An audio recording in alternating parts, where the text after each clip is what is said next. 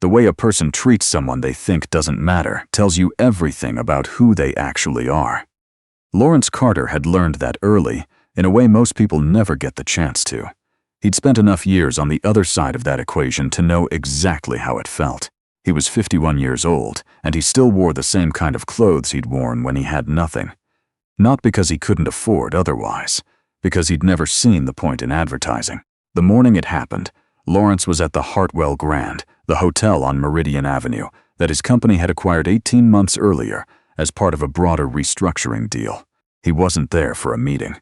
He was there because he liked to walk properties himself, without announcement, without a team trailing behind him taking notes. His operations director had offered to arrange an official walkthrough. Lawrence had thanked her and done it his way instead. He'd shown up at 7:45 in a gray pullover and khakis, carrying a coffee he'd bought from the cart on the corner, and walked in through the main entrance like any other guest. The lobby was undergoing a partial renovation on the east wing, which meant the breakfast service had been temporarily relocated to the Meridian Room, a long space off the main corridor with floor-to-ceiling windows and a view of the courtyard garden. The room was about half full when Lawrence arrived. He found a table near the window, set down his coffee, and pulled out the occupancy report he'd been meaning to read since the previous Thursday. He wasn't paying attention to anyone in particular. That was when Simone Beaumont walked in. She came in the way certain people did. Not loudly, exactly, but with the particular weight of someone accustomed to having the better part of any room. She was in her early 40s, immaculate in a cream blazer, her dark hair pulled back in a style that looked effortless and had certainly cost something. She was the kind of woman who scanned a room the way a contractor scanned a job site, assessing, categorizing, moving on. Lawrence noticed her the way he noticed most things in a room, quietly and without making it visible. She was shown to the table next to his. She sat, looked at the menu for about 30 seconds, and then looked at Lawrence. He was reading. He hadn't looked up. She looked at the space between their tables, which was by any reasonable measure adequate, and she looked at his coffee cup from the corner cart, which he'd set near the edge. Then she flagged down the nearest staff member, a young man in his early 20s named Theo Aldridge, who had been working the Meridian Room for 3 weeks and was still learning the rhythms of the job. "Excuse me," Simone said, pleasantly enough. "Is there another table available?" Somewhere a little less, she paused just long enough, occupied. Theo looked around the room.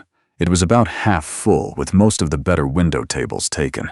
"I can check if something opens up in the next few minutes, ma'am, or I can offer you a table near the garden side." "I just mean I'd prefer a bit more space," she said. She didn't look at Lawrence. She didn't need to. The meaning was not subtle. Lawrence turned a page of his report. Theo glanced at Lawrence, uncertain. Lawrence gave no indication he'd heard anything at all. Theo apologized and offered Simone a different table, one that was objectively slightly worse in terms of the view. She took it. She moved there with an air of having handled something mildly inconvenient and didn't look back. Lawrence stayed where he was. He finished his coffee. He read another 6 pages of the occupancy report, made 2 small notes in the margin, and then sat quietly for a moment looking out at the courtyard garden, where a groundskeeper was working along the edge of the hedgerow with the slow, careful attention of someone who had been doing it for a long time. He thought about what he needed to do that day. Then he folded the report, tucked it under his arm, left a cash tip on the table for Theo, and walked out. He didn't mention the incident to anyone that morning.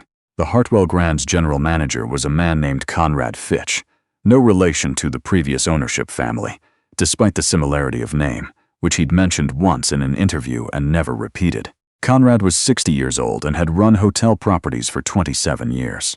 He was the kind of manager who knew the name of every regular, kept a personal log of guest preferences, and had once stayed 3 hours past the end of his shift to help a couple rebook their honeymoon after a weather cancellation.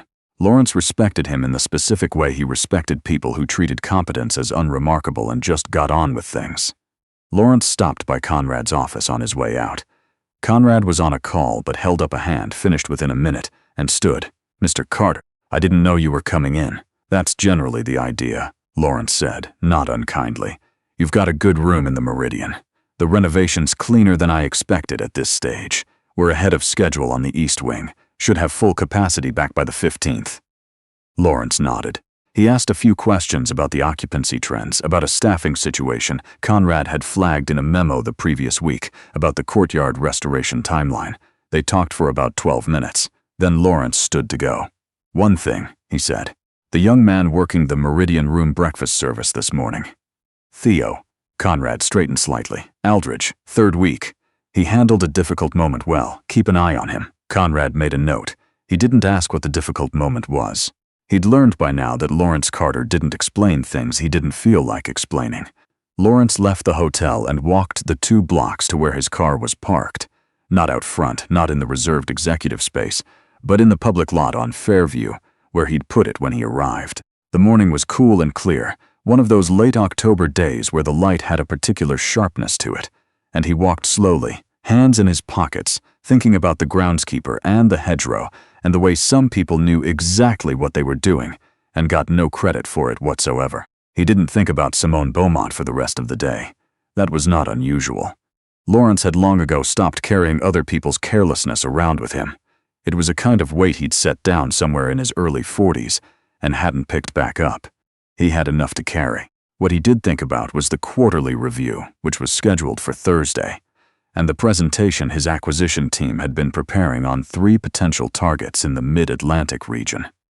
He thought about a call he needed to return to a private equity contact in Charlotte. He thought about whether the East Wing renovation was truly as clean as it appeared, or whether Conrad's optimism was slightly ahead of the reality. He was still thinking about the renovation when his phone rang, and it was his daughter, Nina Carter, calling from Portland, where she was doing her residency. They talked for 20 minutes about nothing in particular, about a patient she'd had, about a book she was reading, about whether their plan to spend Thanksgiving in Vermont was still feasible given her schedule. Lawrence listened more than he talked, which was his nature. Nina filled silences the way he didn't, and he had always found it one of the better qualities of her company. "You sound tired," she said at one point. "I'm not," he said. "You do this thing where you go quiet in a particular way when something's bothering you. I went quiet because you were talking." She laughed. He almost smiled. They hung up and he sat in his car for a moment before starting it, looking at nothing specific through the windshield. Outside, a woman was walking a dog that had stopped to investigate something under a bench, with the absolute single-mindedness of a dog that had found something interesting under a bench. Lawrence watched it for a moment. Then he started the car. 3 days later, he was back at the Hartwell Grand. This time it was a Thursday, and this time he was there for the quarterly review with Conrad and the property's department heads. These meetings always took place in the first-floor conference room, a practical, unshowy space that Conrad had specifically not renovated because it worked fine, and they typically ran 2.5 hours, though they'd finished in 90 minutes the previous quarter because Conrad had sent pre-read materials and expected people to actually read them. Lawrence arrived at 8:50, 10 minutes early. He was getting coffee from the station outside the conference room when the elevator opened and Simone Beaumont walked out, followed by a man with a laptop bag who had the particular look of someone functioning as a support role. She was in Navy today. She looked exactly as she had 3 days earlier, composed, forward-facing, entirely comfortable in her surroundings. She didn't recognize Lawrence. That was not surprising. She had not precisely looked at him the first time. She was speaking to the man with the laptop bag. Something about a deck revision, about a section she wanted restructured before 10 o'clock. She moved past Lawrence and into the corridor without a pause. Lawrence poured his coffee. He hadn't known she would be here. He thought about that for a moment. He hadn't known because he hadn't asked, and he hadn't asked because the hotel's other tenants were not his primary concern for this morning. But it wasn't a surprise either. The Hartwell Grand had a full floor of commercial suites leased to outside companies, an arrangement that predated the acquisition and had been a modest but steady revenue contributor. He knew approximately who occupied those spaces the way he knew approximately how many rooms were in each wing, accurately, but without the specifics fresh in his mind. He thought he should probably know the specifics. He went into the conference room and sat down. The quarterly review went well. Conrad had done what Conrad always did, prepared thoroughly, presented without embellishment, flagged the problems before anyone else found them.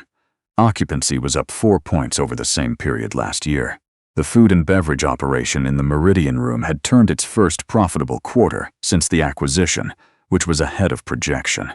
There were 2 staffing concerns in housekeeping that Conrad had already started addressing and wanted approval to continue. There was a maintenance issue in the 4th floor HVAC that was going to cost more than originally estimated.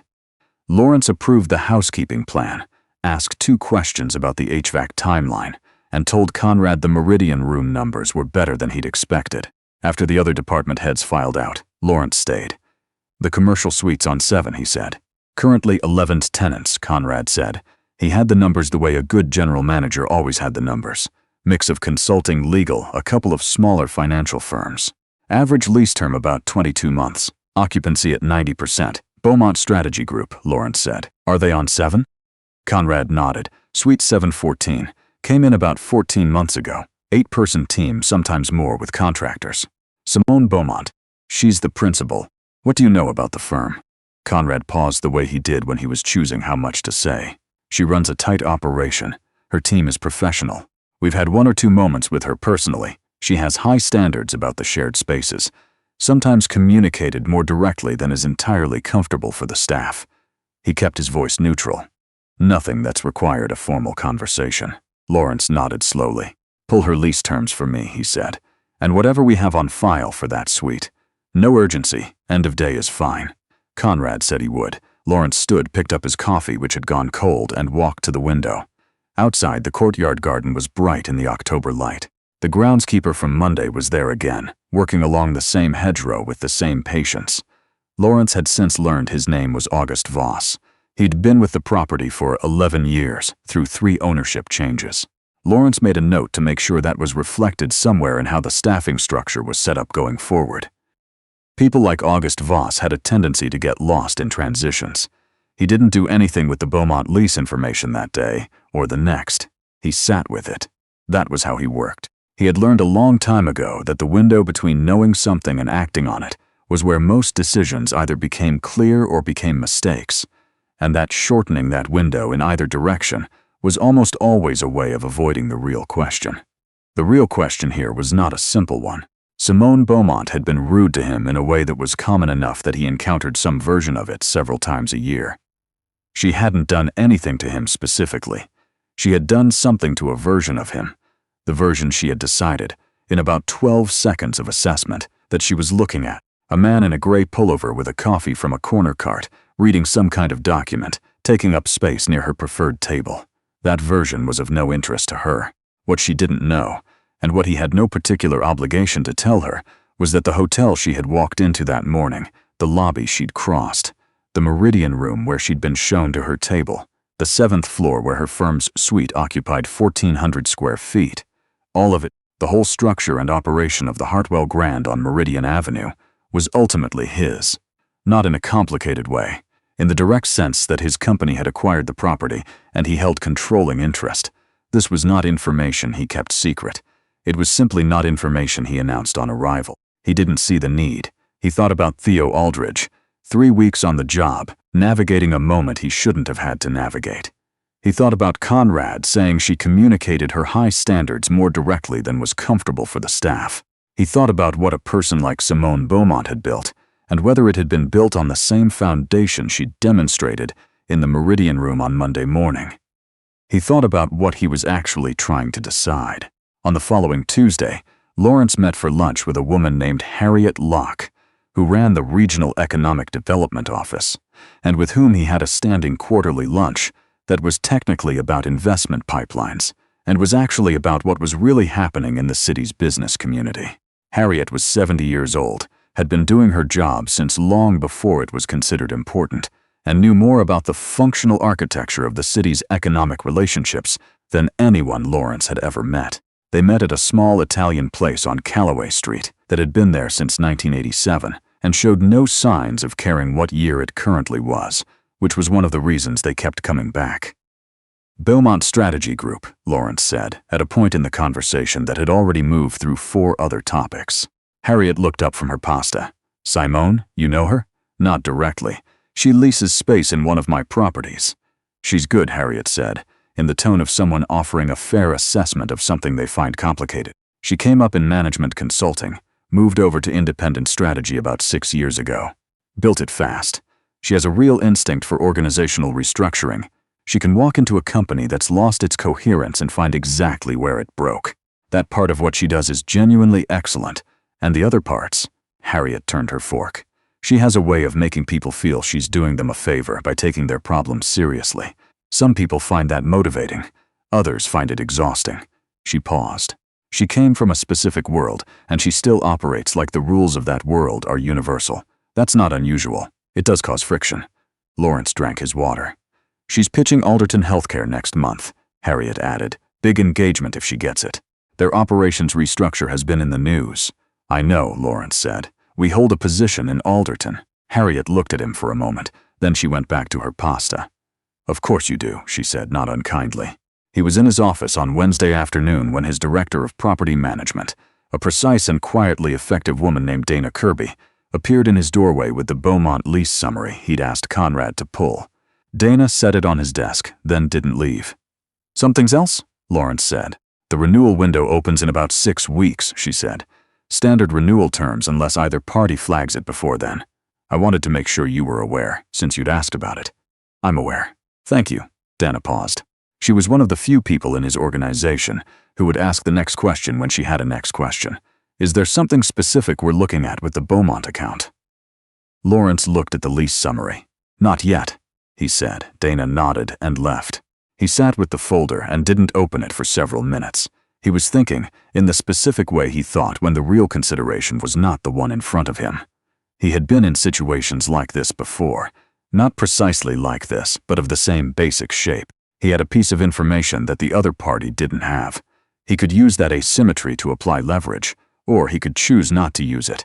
He could make the problem visible, or he could let it remain invisible and see what it did on its own. He had learned that the impulse to act, to make someone feel what they had caused, immediately and directly, was often the least effective option. Not because it was wrong, exactly, because it usually went after the wrong thing. What had Simone Beaumont actually done? She had been dismissive of someone she assessed as unimportant. She did it casually, without malice, and without apparent awareness that it was a choice she was making. That was, in some ways, worse than active cruelty. Active cruelty at least required a person to look at what they were doing. She hadn't looked. He opened the folder and read through the lease terms. The Alderton Healthcare pitch was scheduled for the 3rd week of November. Lawrence knew this because Lawrence paid attention, and because Dana Kirby was thorough. What he also knew, and what was not public information, was that Alderton's board was scheduled to vote on their operations restructuring vendor the same week, and that the board included 2 directors whose institutional connections ran directly through funds that Lawrence's holding company had worked with for several years.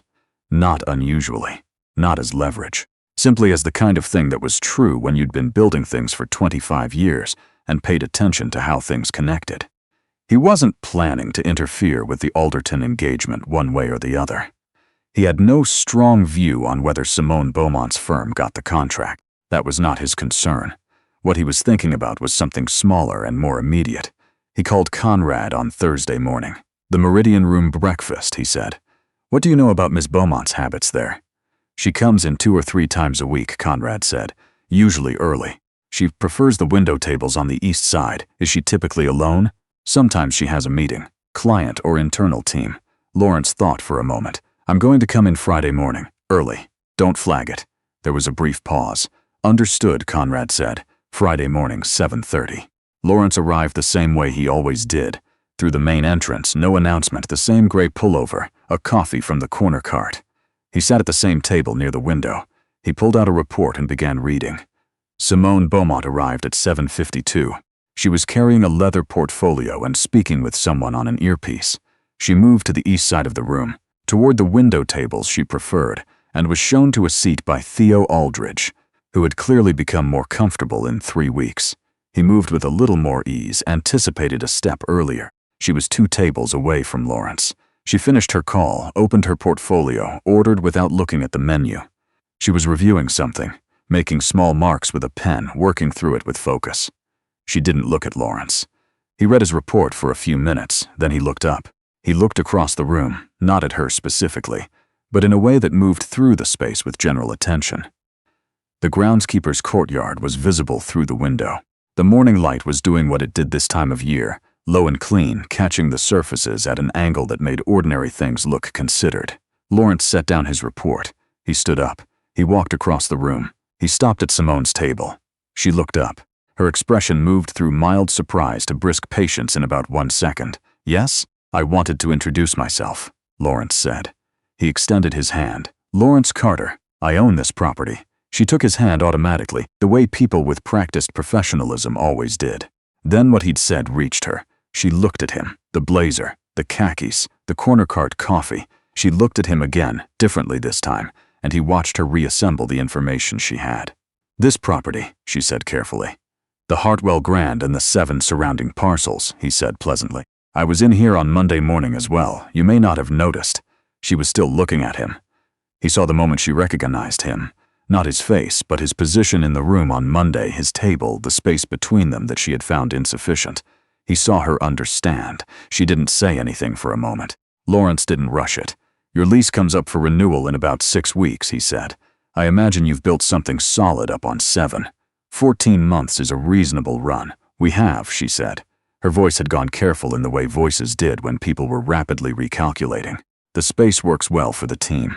"Good," he nodded. "That's what the property is for." He picked up his coffee from where he'd set it at the edge of her table. He was about to go. "Mr. Carter," she said. He paused. She took a breath, and something in her face moved in a direction that looked like it cost something. "I want to apologize," she said. "For the other morning, she stopped. "That was not something I'm proud of." He looked at her for a moment. He thought about what Harriet had said, that she had a real instinct for organizational restructuring, that she could find exactly where a thing had broken. He thought about whether that skill had anything to do with how she treated a man in a gray pullover. "I appreciate that," he said. He meant it, which was not always the same as forgiving it, and both of them understood that. "The Alderton pitch," he said. She looked at him sharply. "I have no intention of interfering with it," he said. "That's not what this is. But I'd say, and I say this as someone who's been watching organizations succeed and fail for a long time, the way you walk into a room when you think it doesn't matter is usually the most accurate data anyone has about you. Your prospective clients will feel that before they can name it." He watched it land. She didn't argue. She didn't deflect. She sat with it. That, more than the apology, told him something. "Good luck with it," he said. He walked back to his table, finished his coffee, and read the rest of the report. When he looked up, sometime later, Simone Beaumont was still at her table. Her portfolio open, but she wasn't writing. She was looking at the courtyard. He didn't know what she was thinking. He didn't need to. He settled the bill on his way out. He always paid, even here, even though he could have walked past the register without a word, and no one would have blinked. He left a tip for Theo Aldridge that was larger than it needed to be. Outside, the morning had the same clean October quality it had had all week. He walked the 2 blocks to the public lot on Fairview with his hands in his pockets, thinking about the HVAC situation on 4, and about whether the East Wing would really be done by the 15th, and about a conversation he needed to have with Dana about the renewal window before it got away from them. He wasn't angry. He hadn't been angry, not really, not since Monday. What he had been was clear about something. About the fact that the world was full of people who applied their attention selectively, who looked at what seemed to matter and moved past what didn't, and who were, in this way, continuously wrong about things they couldn't afford to be wrong about.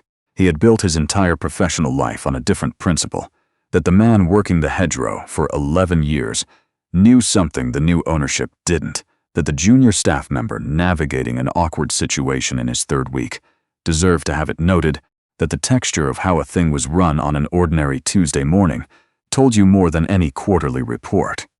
He wasn't certain that Simone Beaumont was going to change. He didn't know her well enough to have a view on that, and it wasn't his project. But she had sat with what he'd said rather than deflecting it. She had looked at the courtyard instead of her portfolio. Those were small things. In his experience, small things were where most real movement started. He reached the car. The same dog from the week before, or a dog very much like it, was being walked past the lot by a different person, investigating the same bench with the same absolute conviction about what was under there. Lawrence watched it for a moment. Then he got in the car and went back to work.